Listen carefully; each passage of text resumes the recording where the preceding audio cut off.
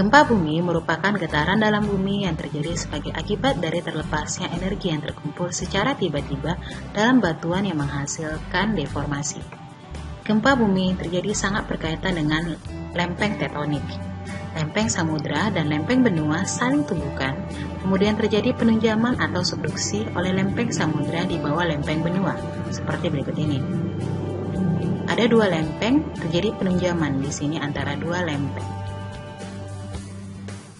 Tumbukan lempeng tersebut menghasilkan batas-batas lempeng berupa divergen, konvergen, dan transform. Lempeng litosfer bergerak dan terpisah karena adanya aliran konveksi pada astenosfer. Pergerakan lempeng itu ada 3 jenis. Pertama, ketika lempeng mulai menjauh. Seperti ini. Ketika kedua lempeng bergerak saling menjauh.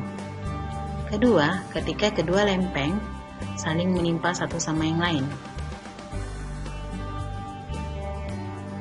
Sehingga lempeng yang satu akan turun ke bawah tertekan oleh lempeng yang lainnya. Dan yang ketiga adalah ketika kedua lempeng saling bertemu dan menyebabkan peningkatan ketinggian tanah.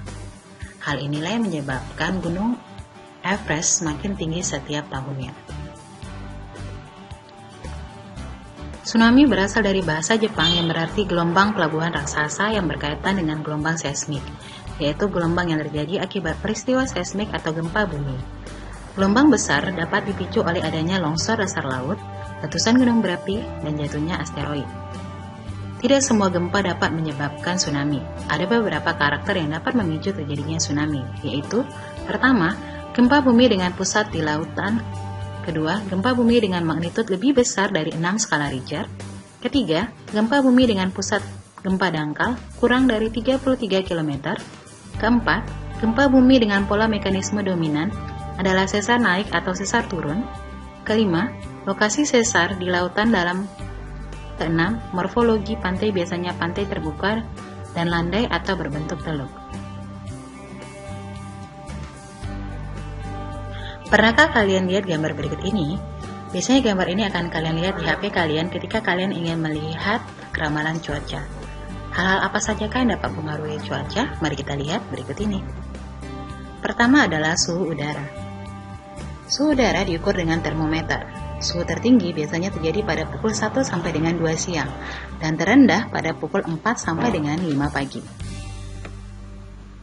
Tekanan udara. Semakin tinggi suatu tempat di atas permukaan laut, semakin rendah tekanan udaranya. Biasanya, rata-rata tekanan udara di permukaan air laut adalah 76 cm3. Jadi, setiap naik 10 meter dari permukaan air laut, tekanan udara berkurang 1 mm3. Sebagai contoh, jika kita berada di ketinggian 100 meter di atas permukaan air laut, maka tekanan udara di sekitar kita menjadi sebesar 66 cm3. Dan alat yang kita gunakan untuk mengukur tekanan udara adalah barometer. Berikutnya adalah mengenai kelembapan udara. Kelembapan udara adalah banyaknya kandungan air di dalam udara. Jika suhu udara panas, kelembapan udara akan turun. Jika suhu udara dingin, kelembapan udara akan naik. Udara yang dapat kita rasakan dengan nyaman adalah udara yang memiliki kelembapan 50%. Dan alat yang digunakan untuk mengukur kelembapan udara kita sebut sebagai hygrometer. Yang berikutnya adalah arah dan laju kecepatan angin. Arah mata angin dinyatakan dalam derajat. Misalnya 360 derajat berarti utara, 90 derajat berarti timur, 180 derajat berarti selatan, 270 derajat artinya barat. Dan alat yang digunakan untuk mengukur kecepatan udara adalah anemometer. Tapi berikutnya adalah mengenai awan. Jenis-jenis awan dan ketinggiannya. Ada 3 jenis awan, yaitu awan tinggi, awan sedang, dan awan rendah. Awan rendah dari ketinggian 0 sampai dengan 2000 meter. Awan sedang dari ketinggian 2001 sampai dengan 6000 meter. Dan lebih dari 6.000 meter kita sebut sebagai awan tinggi. Tidak semua awan dapat menimbulkan hujan. Hanya awan yang puncaknya dapat mencapai ketinggian lebih dari 5 km saja yang dapat menimbulkan hujan yang dapat menyentuh tanah. Itu berarti hanya awan dengan ketinggian mulai dari awan sedang sampai dengan awan tinggi lah yang dapat menyebabkan hujan. Selanjutnya kita akan masuk ke topik curah hujan. Apa yang dimaksud dengan curah hujan?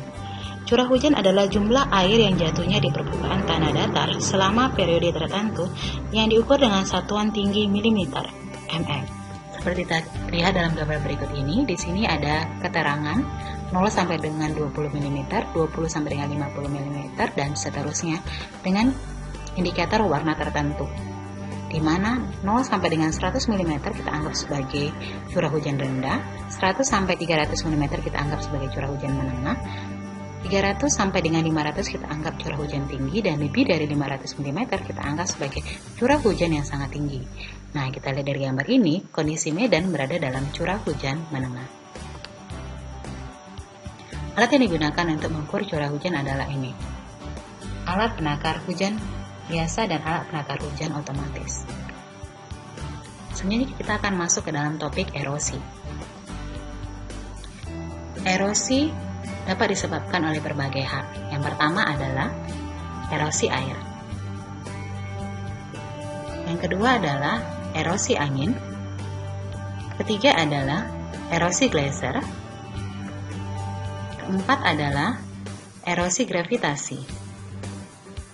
Dan yang kelima adalah jenis-jenis dari gerakan tanah. Pertama adalah longsoran translasi, seperti ini bisa kita lihat, ini tanahnya baru dia mulai longsor seperti ini, masa tanah yang bergerak. Yang kedua adalah longsor rotasi. Jadi awalnya tanahnya seperti ini dan dia akan longsor seperti setengah lingkaran seperti ini. Dan yang ketiga adalah longsor atau pergerakan blok. Di sini kita bisa lihat dia seperti blok yang turun ke bawah. Keempat adalah runtuhan batu. Ini dia batunya runtuh dan turun ke bawah. Kelima adalah rayapan tanah. Penurunan sejumlah tanah dalam waktu yang lambat.